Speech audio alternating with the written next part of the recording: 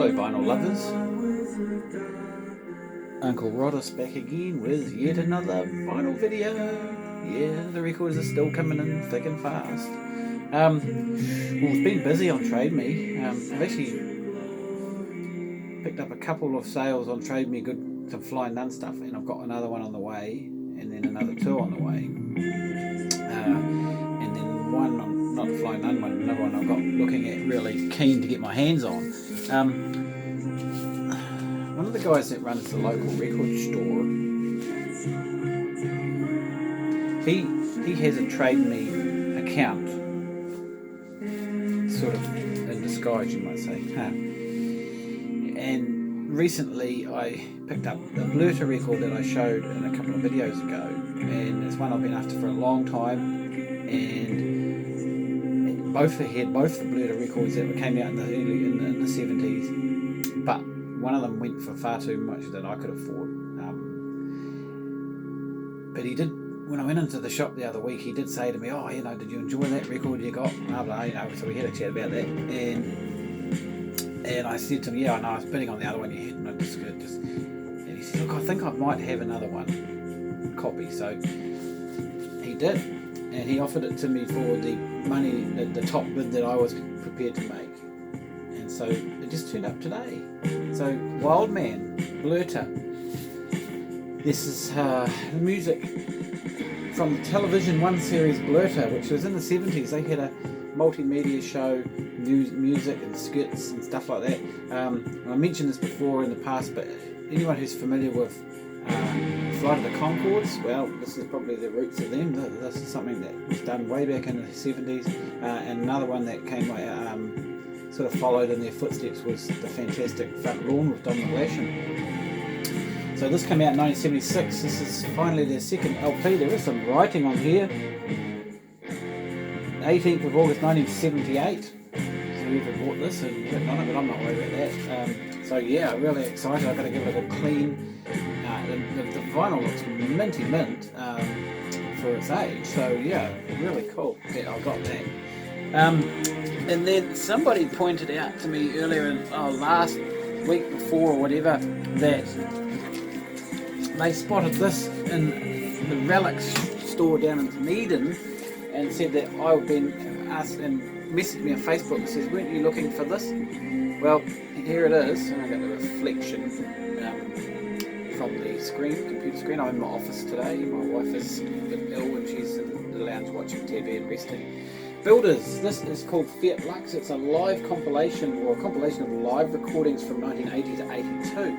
Now, apparently, it is, according to Discogs, it's an unofficial release. It is sort of a bootleg, but according to someone else, it was released kind of via Unwucked out of Germany, who do a lot of Build Irene and Builder stuff. Yeah, so I'm not too sure on that, but this says it's Democracy Records. So not 100% sure, but I did look up that Democracy Records on Bandcamp, on Discogs, and they have quite a few.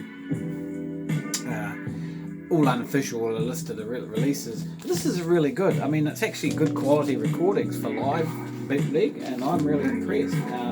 I know some of the songs obviously because I have a lot of Build Irene records nowadays. So pleased to get that. So while I was shopping down there at Relics, because I bought these online, I spotted this one they had in their collection there as well. And this is also Build Irene and the Hat in New York City in 1989. This is a live recording.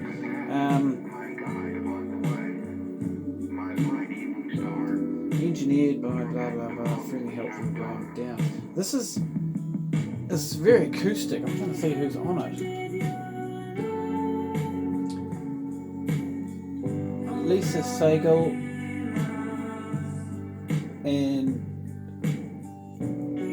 Tony. I can't read the writing very well. Yeah, very very acoustic and yeah, really cool, really cool. So this is something a little bit different. I'm not sure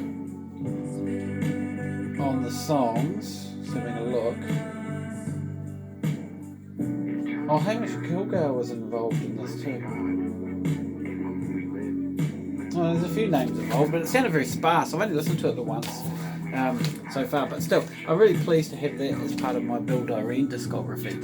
Now, they had a couple of new releases that, I'm guessing they're new releases down there, which I wasn't familiar with. And this one here, I don't know if you can hear it, but it's playing in behind me off their Bandcamp. This is called Night Prayers by the Fuzzy Robes.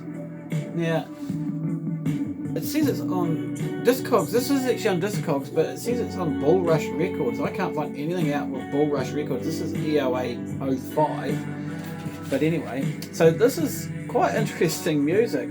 It came in a paper bag, a sealed paper bag, but I mean, you pulled the sticker, you had to rip the sticker off to get into the bag and pull out the bag. It was a very flimsy bag, so I just can't be bothered with that sort of crap. I threw the bag away, to be honest. But this comes with a whole bunch of bits and pieces internally. This is Christian-based music. I think the song titles are all quite Christian. No, they're not on here. It might be on the sheet here. I don't know. But that's all very handwritten, photocopied. And then there was another sheet. Oh, there's the song titles there. It's actually an EP. It's actually 45 RPM, so it's not a particularly long record. And also it came with a bunch of these postcards. Now these guys are out of Christchurch, apparently, according to their Bandcamp page. There's a picture of a church, sort of church and stuff. There's a picture of the band, rehearsal space perhaps, some windows in a church. I don't normally would go at all. I'm guessing these are guys of Christian music, judging by the song titles. Psalm 25. Can't really read their writing very easily. I'm terrible at handwriting. Song of Simeon Nunctimitus. I don't know what that means. I will lie down, Lord, it is night. Yeah, anyway, I say, approach part 1. Yeah, so there's a real Christian theme or something to this music. So I don't know. I really don't know much about it, but it's not normal kind of horror Christian music. It's actually musically, I'm quite enjoying it. It's a very interesting release.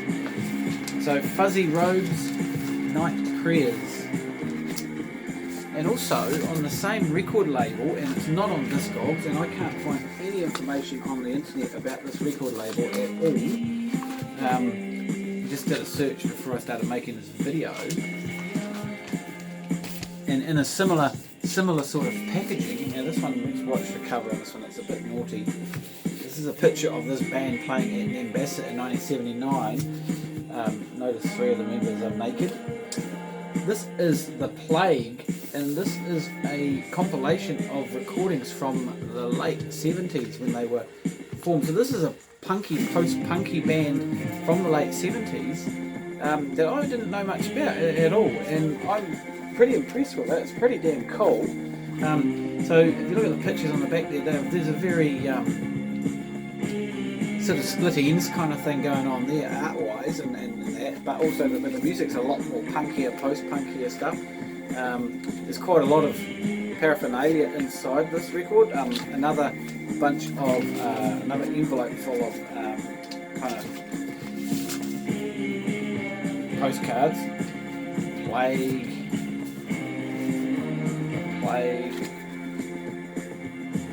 I think that these must be postcards of old gig posters, perhaps from back at the plus. There's some Polaroids. Oh, the Polaroids that they used on the cover, as you can see, they're done in an old-fashioned.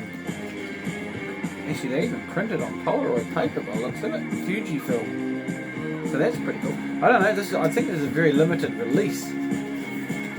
I'm not sure how many copies were made, but the music's really cool. Unfortunately, their recordings, they didn't have many, and a couple of the songs are actually repeated as in a live version and a studio version, but also it came with